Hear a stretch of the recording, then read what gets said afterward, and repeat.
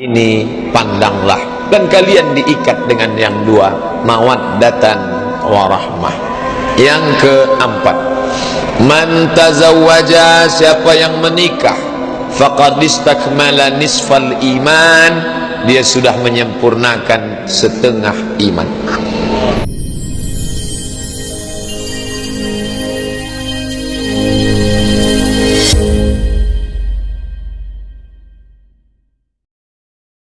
Alladzi bi ni'matihi tatimmu shalihat, wassalatu wassalamu ala sayyidis sadat wa ala alihi wa sahbihi ahlil fadaili wal karamat. Subhanaka la ilma lana illa ma 'allamtana innaka antal alimul hakim. Rabbi shrah li sadri wa yassir li amri wahlul 'uqdatam min lisani yafqahu qawli. Kedua, mempelai, sepasang mempelai yang berbahagia, hadirin hadirat, orang-orang tua, keluarga besar, yang besar tak dihimbau gelar, yang kecil tak disebut nama, encik-encik, puan-puan, tuan-tuan liputan majlis. InsyaAllah kita semua hamba-hamba yang dimuliakan Allah Subhanahu wa ta'ala. Amin ya rabbal alamin.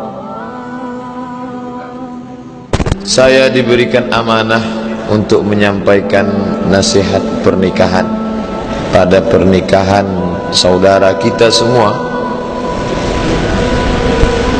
yang diberikan Allah nikmat besar menyempurnakan imannya pada hari yang baik di bulan yang mulia ini.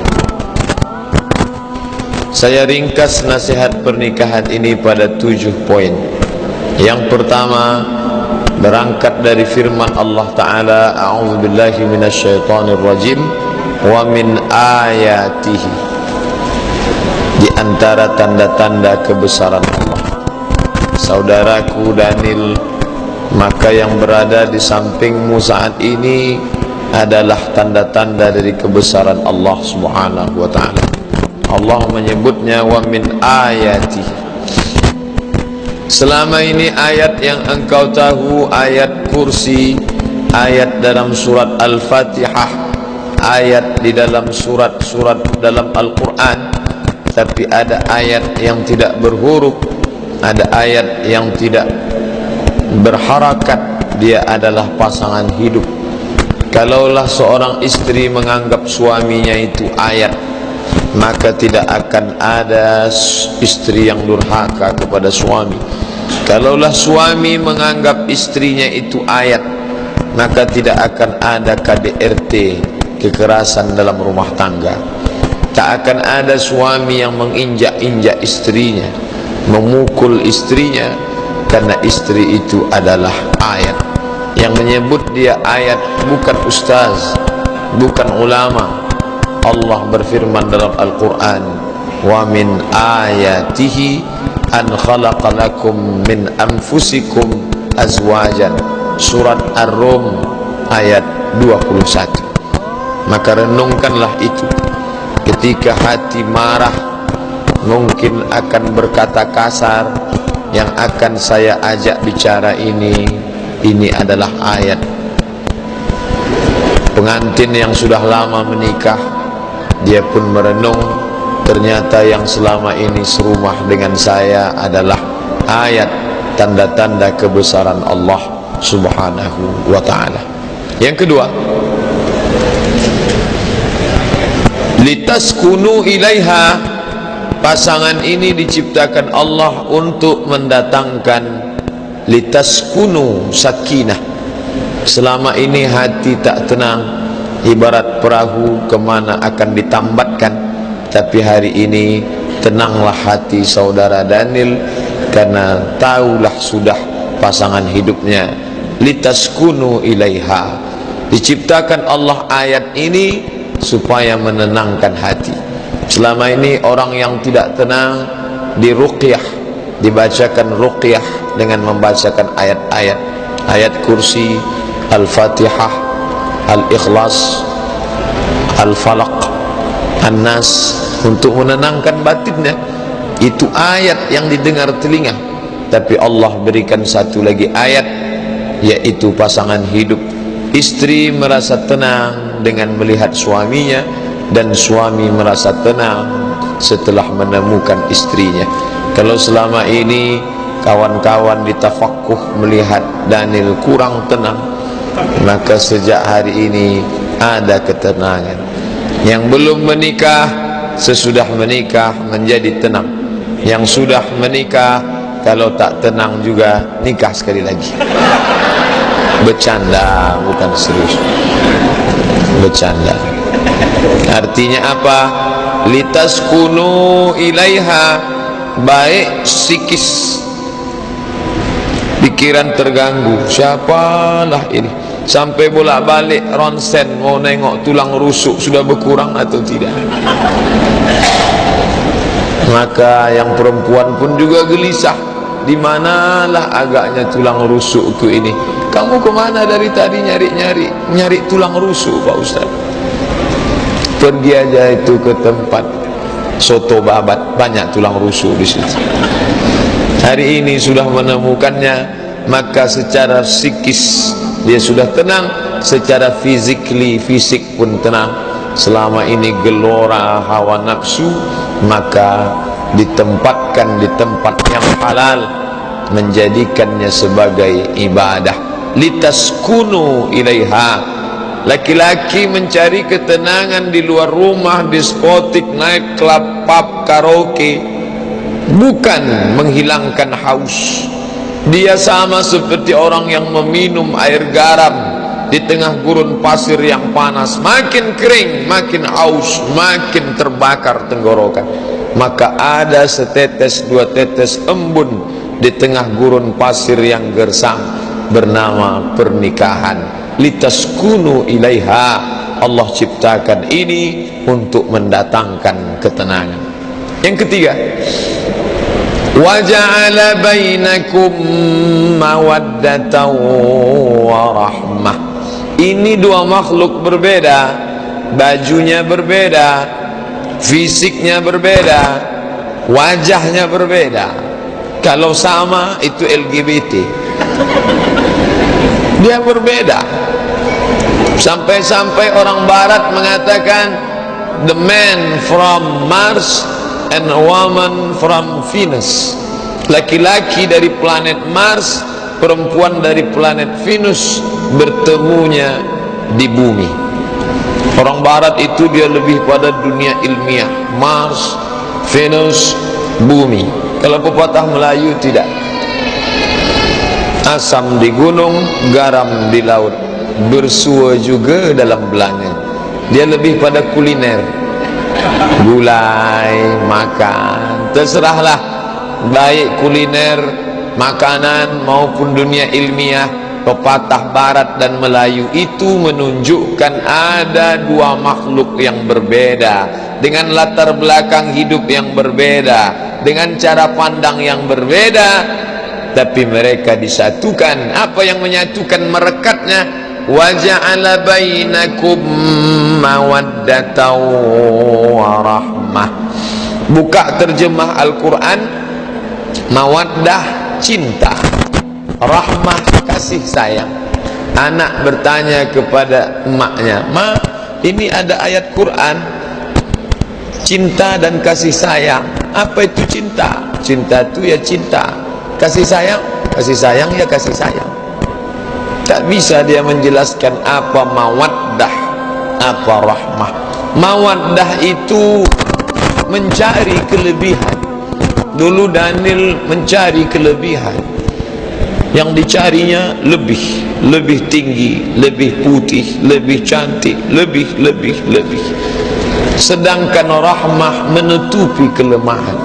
Dulu sebelum menikah yang dicari kelebihan, tapi setelah menikah tutupilah kelemahan. Setelah ini nampak semua kelemahannya, tutupi. Suami yang membuka kelemahan istri, maka dia bukan suami yang baik. Baru aku tahu, katanya. Kenapa baru tahu sekarang? Sedetik setelah akad tadi. Maka rahmah. Mawaddah itu melihat fisik, sedangkan rahmah kasih dan sayang. Kalau ada pasangan umur 70 tahun berjalan dengan mesranya, mereka tidak lagi mawaddah, yang ada saat itu rahmah. Tapi tak bisa juga dibalik. Daniel tak boleh berkata, aku menikahimu bukan karena fisikmu. Gombal.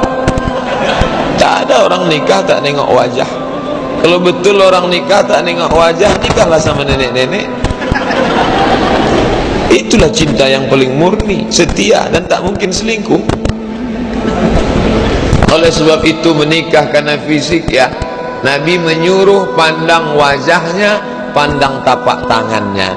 Kenapa suruh pandang tapak tangan? Kalau tapak tangannya kasar berarti budak hamba sahaya, siap menerima dia sebagai budak. Kalau melihat wajah, maka dengan melihat wajah ahra, lebih memotivasi untuk menikah. Selama ini dilihat dari seberang jalan, cantik. Setelah tengok dari dekat, tak jadilah Pak Ustaz. Maka disuruh melihat wajah dan telapak tangan. Artinya apa? Melihat fisik. Tapi kalau kau pandang fisiknya, fisik akan berubah dengan perubahan zaman. Hari berganti, musim berubah, hari berubah, pekan berubah, bulan berubah, tahun menjadi windu. Perempuan macam bunga, kuntum, kembang, mekar, harum semerbak, kuning dan layu. Kuntum, mekar, kembang, harum semerbak, menguning dan layu. Bunga yang tak layu cuma satu, bunga plastik. Maka banyak sekarang laki-laki tak ingin istrinya layu, dan istri pun takut layu. Akhirnya mereka memasukkan plastik ke wajah.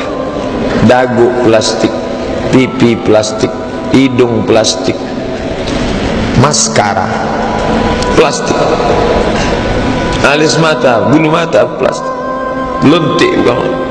Begitu ada orang bakar sampah, layu, plastik. Maka jangan kau pandang karena fisiknya. Kata Nabi, tungkahul mar'atu li arba, perempuan dinikahi karena empat. Lima liha, karena hartanya banyak, silakan. Wali hasabiha, karena keturunan raja, tengkuan, syarifah, syarif, tak salah. Wali jamaliha, karena cantiknya. Banyak dulu yang mau sama saya Pak Ustaz, tapi dia lah yang paling cantik, tak salah. Tapi jangan kau pandang karena yang tiga. Fasfar bidzatid din, pandanglah karena agama. Jangan kau pandang. Ini jangan dipoto, nanti foto lain bunyinya di Facebook. Sangkanya saya nyuruh empat, padahal maksud saya pandanglah karena yang empat. Fasfar bidzatid din, pandanglah yang tak membuat engkau bosan, tak lapuk kena hujan, tak lekang kena panas. Pandanglah karena agamanya.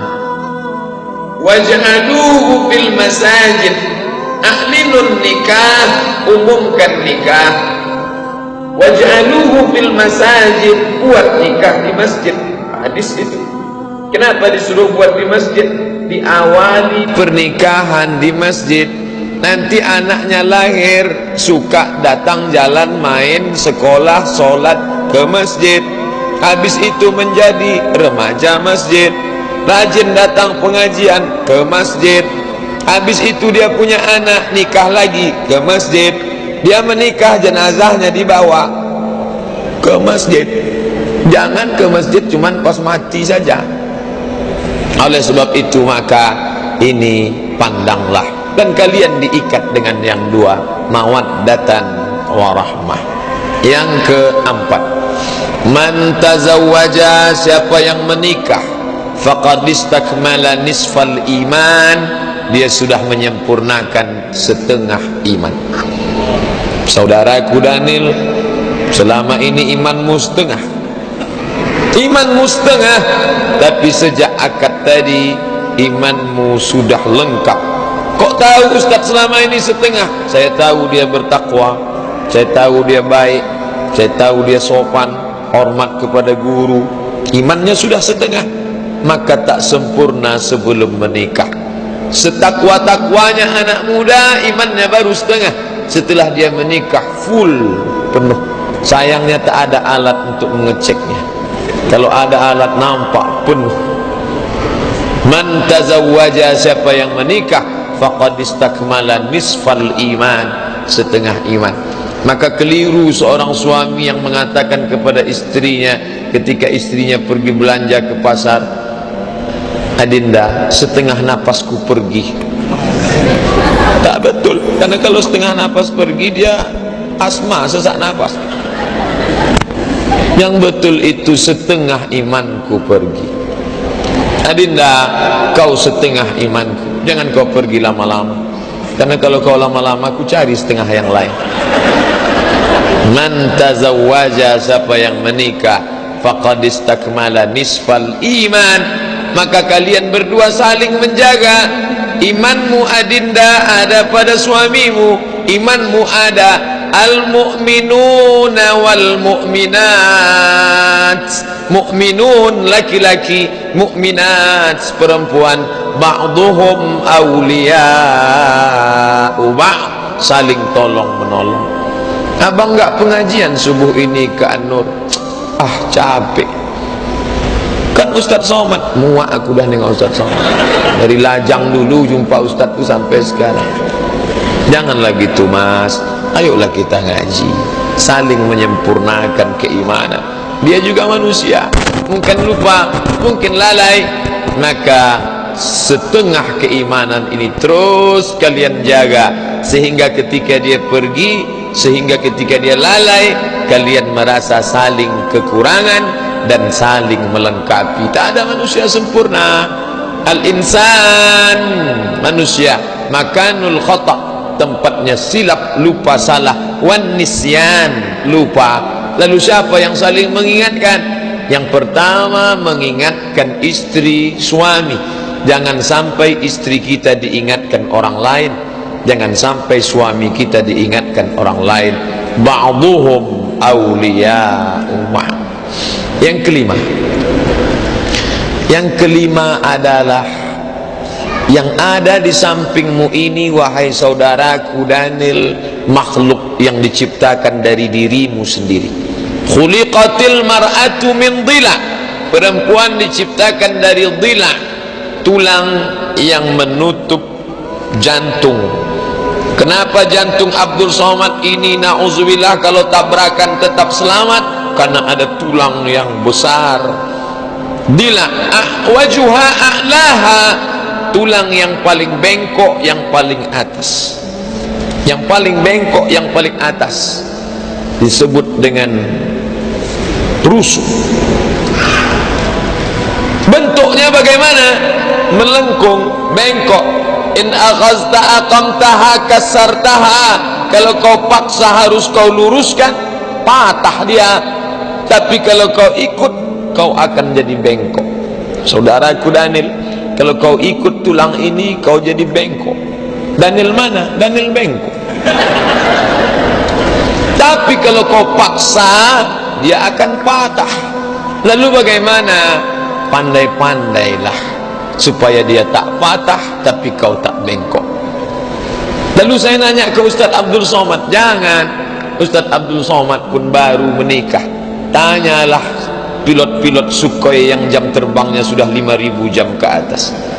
Tanya kepada Tuan Haji Faisal Qamar, tanya ke Dr. Mustafa Umar. Mereka ini yang sudah lama menikah. Pak Ustaz, Pak Haji, bagaimana kalau menangani tulang rusuk bengkok ini? Kata Pak Haji, bawakan daun sop dengan daun seledri. Itu tulang kambing tuh Pak. Jadi istri saya maksudnya, saya pun tahu, cuman supaya suasana tak begitu tegang. Dia tahu, karena dari jauh dia sudah tahu, tengok dari langkahnya pasti bermasalah. Tertulis di sini masalah. Maka dia mencairkan suasana, diajaknya bercerita, itu biasa. Setelah menikah ada masalah, iya banyak masalah. Dulu sebelum menikah tak ada masalah, tak ada. Kalau gitu mau lajang lagi? Enggak juga. Inilah pernikahan. Begitu perahu dinaiki, datang angin puting beliung twister, datanglah ombak kencang, datanglah macam-macam. Karangnya tajam, ombaknya deras, naik turun. Itu maka banyak yang takut menikah. Daniel berani naik dia ke atas perahu ini. Lalu selama inilah insya Allah, tanya ke orang yang pandai, berapa banyak laki-laki yang baik bengkok terduduk di depan sidang tipikor meja hijau. Gara-gara apa? Bini yang bengkok. Dia pulang ke rumah, abang itulah malu adik undangan hari ini, masa nggak pakai gelang emas? Kawan setengah kilo di sini, setengah di sini, sampai bungkuk berjalan undangan. Akhirnya dia pakai haram. Gara-gara apa ini? Gara-gara mengikut tulang yang bengkok. Maka banyaklah mengaji. Yang bengkok-bengkok ini harus diluruskan dengan pengajian. Tapi dia lembut, dia tidak kasar.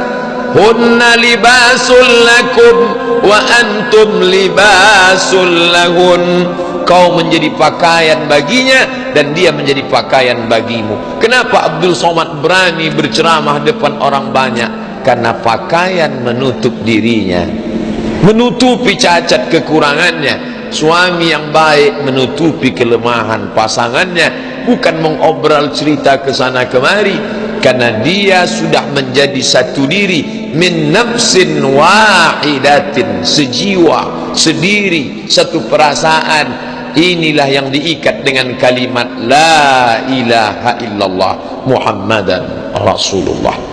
Yang keenam, apa dia? Ketika tadi akad sudah selesai, maka di pundakmu ada tanggung jawab yang besar. Ya ayyuhalladzina amanu, hai para suami, qu anfusakum, jaga dirimu, wa ahlikum, istrimu, nara, dari api neraka. Dulu Daniel sendiri, begitu datang azan berkumandang, Allahu Akbar, Allahu Akbar, dia pun ambil wudhu, berjalan ke belakang kantor tafaku, sholat di masjid samping sendiri, cukup. Tapi hari ini begitu azan berkumandang, kau ambil wudhu, SMS ke rumah, sudah sholat. Jangan cuma nanya, udah makan, sholat. Tanggung jawab. Dulu bangun malam sendirian, ambil wudhu, usolli sunnatat tahajud rakaataini lillahi ta'ala Allah.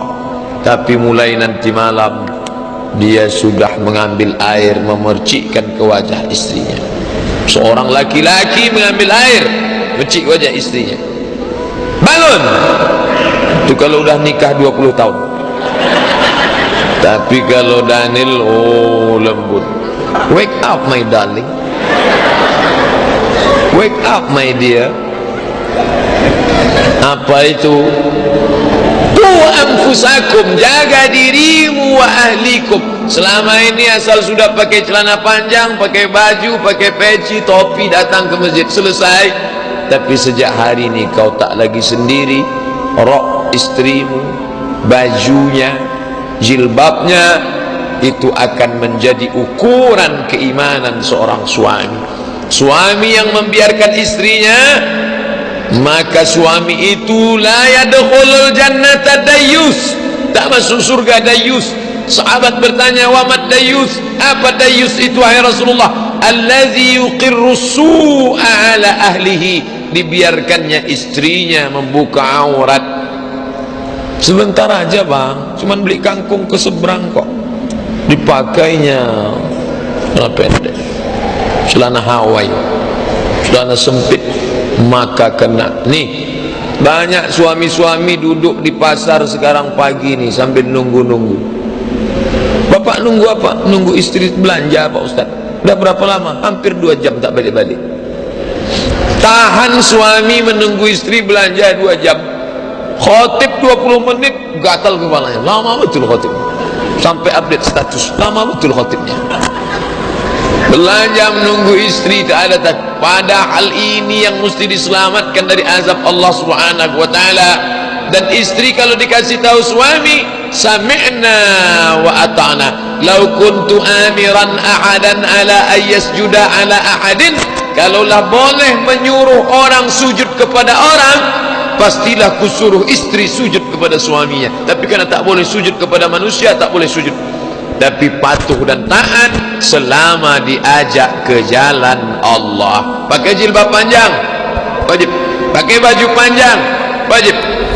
Tapi kalau dia mengajak yang tidak-tidak, muak aku menengok kau pakai baju panjang ni. Coba dulu buka rambut itu, buat keribu macam Ahmad Albar, kasih 3 warna merah, kuning, kelabu. Selama ini jumpa assalamualaikum, robah gaya kita, assalamualaikum. La ta'ata li makhluqin, tak boleh patuh kepada makhluk bi ma'siyatil khaliq, kalau itu menyebabkan maksiat kepada Allah Subhanahu wa taala. Makanya laki-laki tak boleh semena-mena. Dulu laki-laki semaunya saja, habis dia angkat pagi, besok dia cabut pergi, 10 tahun lagi baru dia datang. Maka sekarang diikat. Daniel saudaraku sudah diikat tadi dengan sirat ta'liq. Jika saya meninggalkan istri saya 3 tahun lamanya, 2 tahun lamanya, tidak memberikan nafkah 3 bulan, nafkah zahir dan batin berturut-turut, maka istri saya melapor ke pengadilan agama dengan menyerahkan 5.000 sebagai 10.000 sebagai iwat, maka jatuhlah talak 1 kepadanya. Na'udzubillah. Itu kenapa? Suami punya kewajiban, dan kewajiban itu adalah hak istri. Saudariku yang perempuan-perempuan yang menikah maupun yang belum menikah, kalian punya 5 hak pada suami: makan, pakai, tempat tinggal, perhatian, pendidikan. Ingat, kalau macam-macam dia, bang, apa maksudnya? 5 bang. Kalau tak kau tunaikan, awas. Makan, pakai, tempat tinggal, pendidikan, perhatian. Kau mesti didik aku. Karena kau tak sanggup mendidik aku, bawa aku ke Masjid Agung An-Nur pengajian. Makan, kau makan lontong, aku lontong juga. Kalau tak sanggup beli 2, sepiring bersama. Tapi jangan lama-lama, payah ini kenyangnya. Pakai, tempat tinggal, pendidikan, perhatian. Kau mesti perhatikan aku. Jangan kau lebih lama memperhatikan Facebookmu daripada aku. Nih, semua tanggung jawab. Yang keberapa sekarang? Ke-7, yang terakhir. Kenapa Ustaz buat 7? Hari 7. Ingat ajalah dari mulai Sabtu nih. Ahad, Senin, Selasa, Rabu. 7. Langit 7, bumi 7, tawaf 7, sa'i 7. Pas nasihat ni pun 7. Untuk mudah mengingatnya saja. Kalau ada Ustaz yang menyampaikan 14, dikalinya 2. Yang terakhir, ada amalmu selama ini saudaraku pengantin mempelai laki-laki dan perempuan, tapi amal kalian putus. Selama ini rajin ikut zikir, putus. Selama ini ikut odoj, one day one juz, putus. Selama ini rajin baca Quran, putus. Tapi ada amal yang tak putus. Apa itu? Waladun salihun, anak yang soleh. Tadi begitu saya masuk ketemu, yang dulu waktu nikah saya nasihat pernikahan. Iya, udah berapa umur anaknya? 4 bulan Pak Ustaz. Yang ini 4 bulan juga, Masya Allah. Yang ini sudah hampir 2 tahun Pak Ustaz. Ini buah dari pernikahan yang soleh-soleh. Waladun salihun, anak yang soleh. Abdul Somad meninggal dunia, mati, habis amalnya putus, tapi ada yang tetap mengalir. Berdoa anaknya, Rabbi firli wa liwalidayya warhamhuma kama rabbayani shaghira. Mengalir ke dalam alam barzakh bapaknya. Inilah yang kalian inginkan. Menikah ini bukan rayah, tujuan. Menikah ini adalah wasilah, jalan. Jangan pahami nikah tujuan. Nikah adalah jalan. Yang diinginkan itu apa? Raditu billahi rabba. Aku ingin mencari ridha Allah. Kalau aku jalan sendirian tak bisa. Sudikah engkau menemaniku berjalan di atas bumi yang tajam ini untuk mencapai ridha Allah, wahai adinda, sampai mati memisahkan kita? Yes, I do. Itulah makna pernikahan, bukan tujuan. Banyak orang menjadikan nikah sebagai tujuan, sehingga ketika dia menganggap ketika sudah menikah selesai, maka habis menikah, nikahnya pun selesai. Nikah hari ini, sekian bulan selesai. Itulah artis-artis, karena dianggap nikahnya itu tujuan. Dalam Islam, nikah hanyalah jalan. Yang diinginkan apa? Dengan pernikahan dapat ridha Allah. Setelah menikah apa? Lahir anak-anak yang soleh dan solehah. Tengoklah senang. Mana ada orang marah sama anak-anak?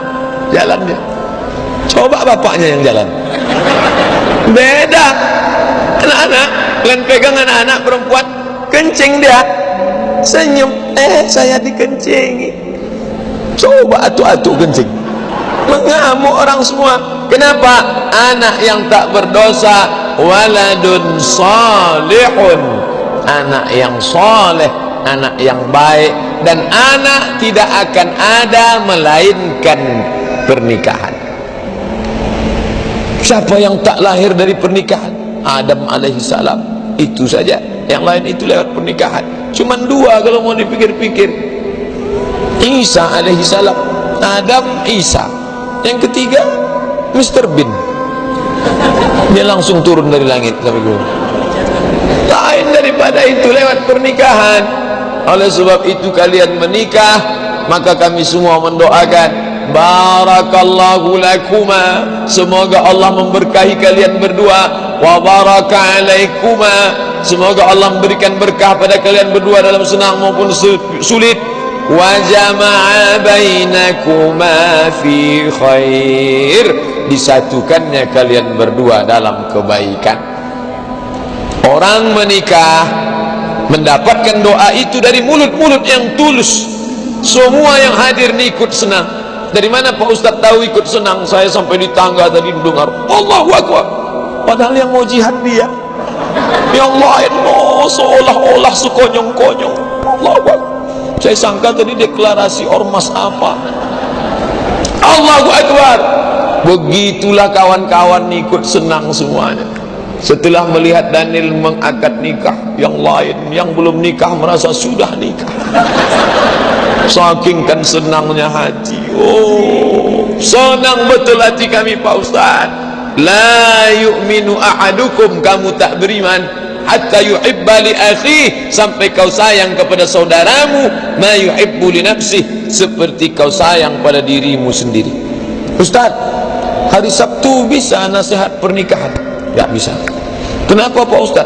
Kamu kan tahu jadwal saya. Habis dari sini jam 8 sarapan, jam 9 Al-Azhar Sifabudi. Saya tak bisa nasihat pernikahan. Pengajian tafsir ibu-ibu tak bisa saya tinggalkan. Yang mau nikah ni saya Pak Ustaz. Kalau begitu bisa, saya izin ke ibu-ibu. Saking kan semangatnya mau ngasih nasihat pernikahan, Sabtu yang lalu saya sudah siap-siap. Ustaz datang hari ini, mohon maaf Bu, saya tak bisa datang. Kenapa Pak Ustaz? Nasihat pernikahan Daniel.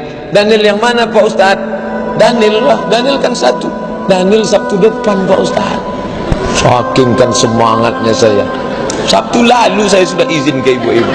Bayangkan itu. Senang menengok saudara mendapat nikmat. Kalau ada orang tak senang menengok Daniel menikah, dua kemungkinan.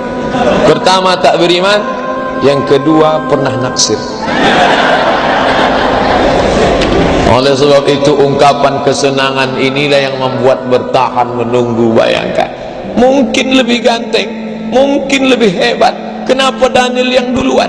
Dia husnuzan, Allah memberi Daniel nikmat, tapi ikut aku merasa senang. Kalau orang hatinya busuk, kenapa Daniel duluan? Mungkin pakai pelet. Tengoklah gaya Daniel itu, banyak mantra-mantranya. Tapi hari ini dia tidak. Dia merasa senang. Ungkapan senang apa? Nampak cara doa orang senang. Orang yang senang itu doanya plong. Macam mana doa plong? Barakallahu lakuma wa baraka alaikuma wa jama'a bainakuma fi khair. Lepas. Kalau orang ada sangkutan dalam hatinya, lain doanya. Barakallahu lakuma. Setahan lidahnya, maka kita mendoakan mereka. Inilah yang dapat saya sampaikan. 7 nasihat pernikahan, bukan batasan, hanya untuk memberi kemudahan. Saya yakin dan percaya pasangan ini susah menghafal yang 7, karena pengantin baru itu hilang ingatan. Kok Ustaz tahu? Saya dulu begitu, tak ada yang ingat di kepala. Tapi alhamdulillah rekamannya ada. Nih, hidup ke kamera nih kan, karena kadang ada juga ada rekamannya. Mohon maaf gak ada Pak Ustaz. Terus hidup tadi gaya-gaya aja. 1, 2, 3 kalian rekam, buat CD-nya. Tahun 2040 kalian duduk di ruang tamu dengan anak dan cucu melelehkan air mata menengok Ustadz Abdul Somad ceramah di TV yang besar. Siapa tuh ma? Kata anaknya, itulah Ustadz Abdul Somad di hari pernikahan mamah dan papah dulu. Sekarang Ustadz tuh di mana? Sudah mati dimakan cacing tanah.